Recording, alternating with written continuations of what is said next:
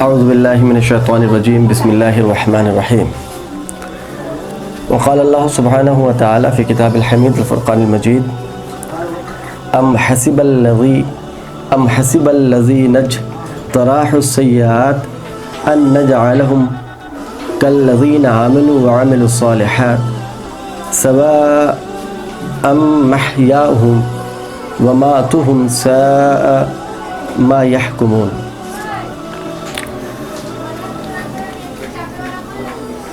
وقال اللہ سبحانہ وتعالی فی کتاب الحمید والفرقان المجید ولا تقولوا لمن يقتل فی سبیل اللہ اموات بل احیاء ولکن لا تشعرون۔ رب اشرح لی صدری ویسر لی امری واحلل عقدۃ من لسانی یفقہوا قولی۔ آج جس موضوع پہ ہم لوگ گفتگو کریں گے وہ ایک ایسا موضوع ہے جو فرقہ پرستی کا شکار ہو چکا ہے۔ یہ موضوع فرقہ پرستی کا شکار ہو چکا ہے اور امت کا دو بڑا گروہ دو ایکسٹریم پوزیشن پہ جا کے کھڑا ہو گیا۔ میرا موضوع اللہ کے انبیاء والمرسلین کا ان کے قبروں میں زندہ ہونا ثابت ہے کہ نہیں، یہ ہے، یعنی حیات الانبیاء، نبیوں کی قبر میں زندگی ثابت ہے یا نہیں ہے۔ یہ موضوع فرقہ پرستی کا، میرے علم کے لحاظ سے یہ موضوع فرقہ پرستی کا شکار ہو گیا۔ یہ کہہ دیجئے کہ اگر جو یہ سمجھتا ہے کہ آپ علیہ الصلاۃ والسلام اور آپ سے پہلے جتنے انبیاء تھے وہ سارے اپنے قبروں میں زندہ ہیں، تو اس کو ایک مخصوص فرقہ کا نام دے دیا جاتا ہے کہ یہ فرقہ سے تعلق ہوگا۔ اور اگر یہ کوئی کہہ دے کہ آپ صلی اللہ علیہ وآلہ وسلم اور تمام انبیاء والمرسلین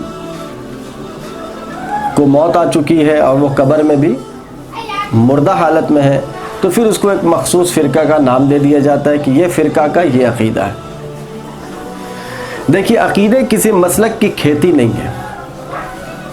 عقیدہ لفظ عقد سے بنا ہے، جس کے معنی ہوتا ہے گیٹھ مارنا، جس کا معنی ہوتا ہے مضبوطی کے ساتھ کسی چیز کو پکڑ لینا۔ ہم ہر چیز کو عقیدہ سمجھ لیتے ہیں، ایسا نہیں ہے۔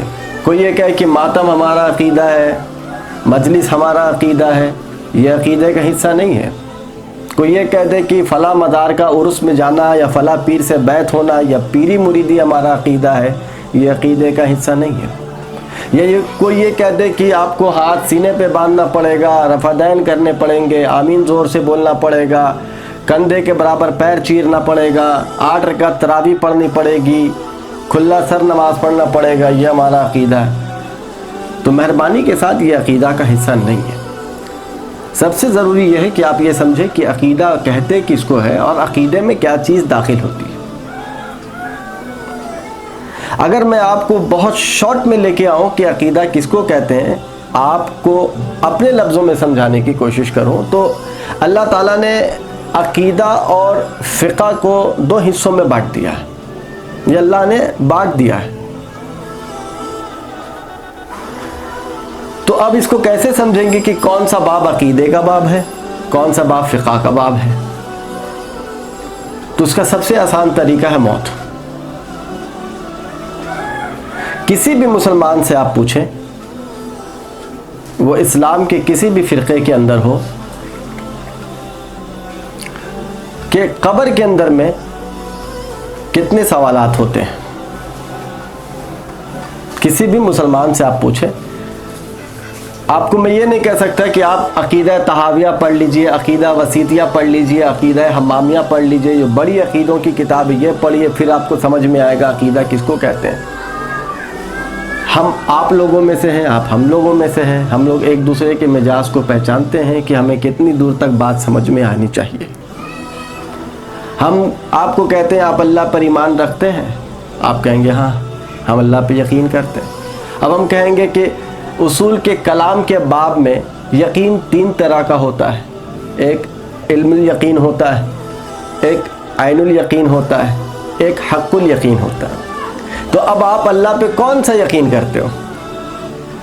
علم الیقین کرتے ہو, عین الیقین کرتے ہو یا حق الیقین کرتے ہو.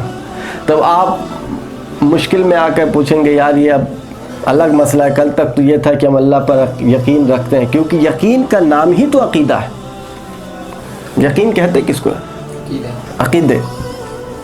تو اب آپ اور ہم دونوں مل کے پریشان ہو جائیں گے, یار یہ کیسی بات ہو گئی, اب علم الیقین, عین الیقین اور حق الیقین. اب ہم یہ کہیں کہ ایک یقین وہ ہوتا ہے جو علم کی بنیاد سے آپ کے پاس آ جائے, ایک یقین وہ ہے جو آپ نے آنکھ سے دیکھا ہے اور آپ کو یقین ہے, ایک وہ ہے جو آپ کے دل نے وسوسہ سے پاک کیا اور آپ کے دل نے اجازت دی کہ ہاں یہ بات حق ہے, اس کو حق الیقین کہتے ہیں. لیکن ابھی بھی لفظ مشکل ہے, ابھی بھی جو سمجھ سکتے ہوں گے وہ سمجھ جائیں گے, جو نہیں سمجھ سکتے ہوں گے ان کے لیے لفظ مشکل ہے. تو آئیے اس سے بھی نیچے آپ کو اتار کے سمجھائیں. اب وہ یہ ہے کہ آپ اس طرح سمجھیں کہ کسی جگہ سے دھواں نکل رہی ہے, دھواں نکل رہی ہے, تو آپ کا علم کیا کہے گا وہ جگہ کیا ہوا ہے؟ آگ لگی. آپ نے دیکھا ہے؟ نہیں.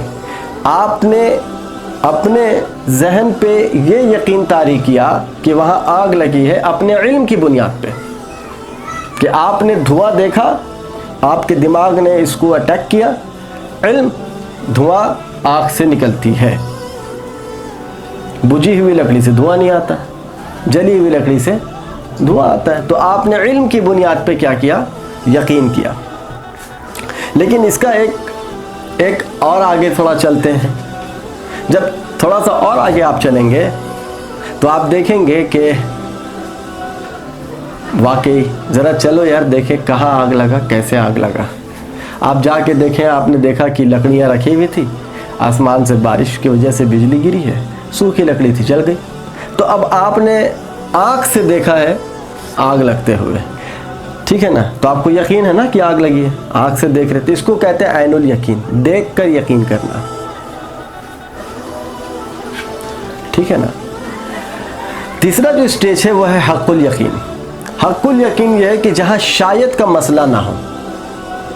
اب آپ نے دیکھا آگ لگی ہے, اب یہ نہیں شاید آگ لگی ہوگی یا میں نے دھوکے میں دیکھا ہے, یہ والا جملہ جب نکل جائے اور یہ یقین ہو جائے کہ ہاں آگ ہی لگی ہے, یہ ہے حق الیقین, یعنی اپنے یقین پہ حق بجا لانا, ٹھیک ہے نا. تو عقیدے کا جو تعلق ہے وہ علم الیقین سے نہیں ہے. ضروری نہیں ہے کہ جو چیز آپ کے علم میں آ جائے آپ اسی کو یقین کریں. میرے علم میں یہ بات نہیں آتی ہے کہ جس نے سب کچھ بنایا ہے اس کو کسی نے نہیں بنایا.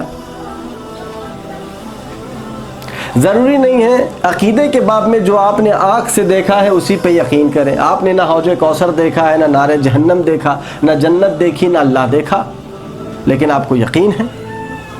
تو اب پتہ چلا کہ مسلمان کا جو یقین ہے وہ دو حصے سے آگے جا رہا ہے, علم الیقین سے بھی پرے ہے, عین الیقین سے بھی پرے ہے. اب ایک بندے سے کہا جائے کہ اللہ کے رسول صلی اللہ علیہ وسلم کی محبت میں تم جان دو گے, ہاں دیں گے. اللہ کے نام کے لیے اپنے آپ کو قربان کرو گے, ہاں قربان کریں گے. سوال ہوگا کیا تم نے اللہ دیکھا ہے؟ نہیں دیکھا. پھر تو اب آپ کا جواب یہ ہوگا کہ ہم نے بنا دیکھے ہوئے اس پر اس طرح یقین کیا ہے کہ جس میں کوئی شک کی گنجائش نہیں ہے. تو پھر جب ایسا یقین پیدا ہوتا ہے تو اس کو کہتے ہیں حق الیقین. تو عقیدے کی بنیاد کس سے ہے؟ یقین سے, حق الیقین سے. شاید میں عقیدہ نہیں ہوتا. آپ سمجھ رہے ہیں, شاید میں عقیدہ نہیں ہوتا. اگر کوئی کہے ہم اللہ پہ یقین کرتے ہیں لیکن شاید اللہ ہو, شاید میں عقیدہ نہیں.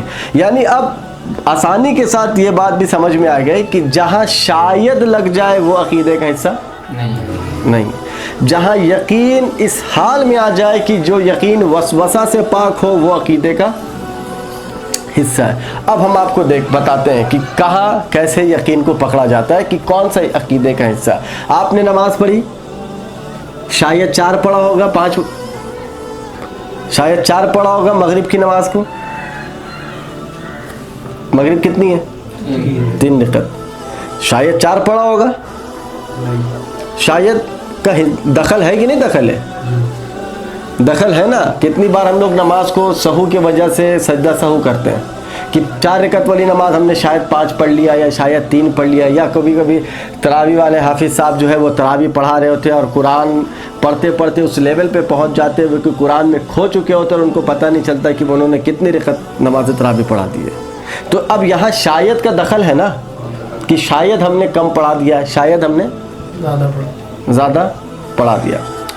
कुरान को हम आप पढ़ रहे हैं, क्या आप फुल यकीन के साथ ये कह सकते हैं कि आपने जो पढ़ा है, हम अजमी हैं इसलिए बता रहे हैं कि आपने जो पढ़ा उसमें कोई गलती नहीं है, आप 99.9% ठीक पढ़े होंगे, लेकिन 1% कहीं होगा, शायद कहीं गलती हुई है तो अल्लाह तो भूल चूक को माफ़ कर दे। सही ना। तो अब जहाँ शायद का दखल है वो अकीदे का हिस्सा नहीं है, तो जहाँ शायद का दखल नहीं है वो क्या है, अकीदे का हिस्सा। तो अब कौन सी चीज़ में शायद का दखल है, कौन सा चीज़ में शायद का दखल नहीं है, इसको भी आपके और मेरे रब ने बहुत आसानी से सॉल्व कर दिया है। हर मुसलमान को मालूम है कि मर के कहाँ जाएगा, कब्र में। सवाल होंगे क्या, ब्रॉड में अगर बात करें तो 3 सवाल होगा, 3 सवाल होगा। तेरा रब कौन, तेरा रसूल कौन, तेरा दीन क्या। ये 3 चीज़ अकीदा है। इसको पास करोगे तो ऊपर में सवाल होगा ज़िंदगी कैसे गुजारा, नमाज पढ़ता था कि नहीं पढ़ता था, क्या इनकम था, क्या आउटकम किया, समझ रहे हैं। तो अब आसमान में जो 7 सवाल होगा, आपसे अकीदे के बारे में अब सवाल नहीं होगा, आपसे आपके अमाल के बारे में सवाल होगा। अब हाथ पैर पे सवाल होगा, अब हाथ पैर के बारे में सवाल हो रहा है कि आपके पैर कहाँ जलते थे, जवानी किस तरह गुजारा, इबादत में गुजारी कि नहीं इबादत में गुजारा, नमाज पढ़ते थे कि नहीं पढ़ते थे, कमाई करते थे तो ज़कात दिया करते थे कि नहीं दिया करते थे। लेकिन ये सवाल आपसे कब्र में नहीं हो रही है।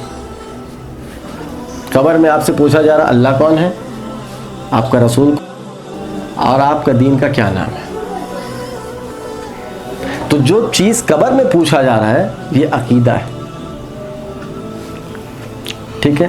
तो अब आपको बहुत आसानी से समझ में आ गया, कब्र में उर्स के बारे में पूछा जा रहा है, कब्र में मातम के बारे में पूछा जा रहा है, कब्र में रफ़ादैन आमिन सीना बिल जहर 20 रकात या 8 रकात तरावी का मसला है, कब्र में तकलीद और मुत्तबे का मसला है नहीं। तो पता चला कि ये अकीदे का हिस्सा नहीं है। तो ज़ोर किस पे डालना है, अल्लाह के नबी सल्लल्लाहु अलैहि वसल्लम के प्यारी ज़िंदगी की पूरी नमाज उठा के देखो तो आप हमेशा ये दुआ करते थे अल्लाहुम्मा इन्नी अऊज़ु बिका मिन अज़ाबिल कब्र। हालांकि आप पर अज़ाब कब्र का कोई मामला नहीं है, ये हमें तालीमात के लिए आप बार बार ये कलिमा को दोहराया करते थे कि अल्लाह हमें अज़ाब कब्र से बचा ले। क्यों, क्योंकि जब अकीदे में ही फेल हो जाओगे तो ऑप्शनल में पास भी हो जाओगे तो कोई फ़र्क नहीं पड़ने वाला। पहले कंपलसरी सब्जेक्ट में पास होना है। अब कंपलसरी सब्जेक्ट है पहला अल्लाह। अब अल्लाह के मामले में वही बात है कि मुसलमान उसके साथ शिर्क कर रहा है कि नहीं कर रहा। अगर शिर्क नहीं कर रहा तो चलो एक कंपलसरी सब्जेक्ट में पास हो गया। अब कोई ज़िंदगी भर शिर्क ना करे, कोई ज़िंदगी भर शिर्क ना करे लेकिन अपने ज़माने के रसूल का एहतराम भी ना करे। ध्यान से सुने, कोई ज़िंदगी भर शिर्क ना करे लेकिन अपने ज़माने में आए हुए रसूल का एहतराम और ईमान भी ना लाए, ना एहतराम करे, क्या वो शख्स जन्नत जाएगा? नहीं जाएगा जन्नत। इसकी सबसे खूबसूरत मिसाल इब्लीस है। इब्लीस से शिर्क साबित नहीं है। इब्लीस ने कभी ये नहीं कहा था कि हमें अल्लाह तेरे सामने सजदा नहीं करेंगे। इब्लीस ने ये कहा था कि हम इस आदम के सामने सजदा नहीं करेंगे। तो इब्लीस ने अपने ज़माने के रसूल का और नबी का क्या किया? इनकार किया। तो कहाँ चला गया? जहन्नम चला गया। तो पता चला कि तौहीद के साथ साथ आपको ईमान बिर रिसालत रखना भी बहुत ज़रूरी है। अगर आपने अल्लाह पर ईमान रखा, उसके रसूल को छोड़ दिया, अल्लाह आपको छोड़ देगा। अब इसी तरह कोई रसूल पर भी ईमान रखे और शरीयत का काम ही नहीं करे कुछ, शरीयत का काम में सबसे बड़ा कानून कौन है? कुरान। ये कानून शरीयत है, हम ईमान नहीं रखेंगे इस पे, कहाँ जाएगा? जन्नम चला जाएगा। तो पता चला कि जिस चीज के इनकार से आदमी काफिर होकर जहन्नम चला जाए, और जिस चीज का सवाल कब्र के अंदर होगा, वो अकीदे का हिस्सा है। बात समझ में आ रही है? वो अकीदे का हिस्सा है। अब इसके बाहर जो चीज हो रही है, वो या तो अदब का हिस्सा है, या कोई डिसिप्लिन है, या कोई कल्चर है, या अगर किताब से साबित है तो वो सुन्नत है। मैं आपको मिसाल देता हूं कि बाज़ दफ़ा ऐसा होता है कि हम लोग अदब को दीन समझ लेते हैं।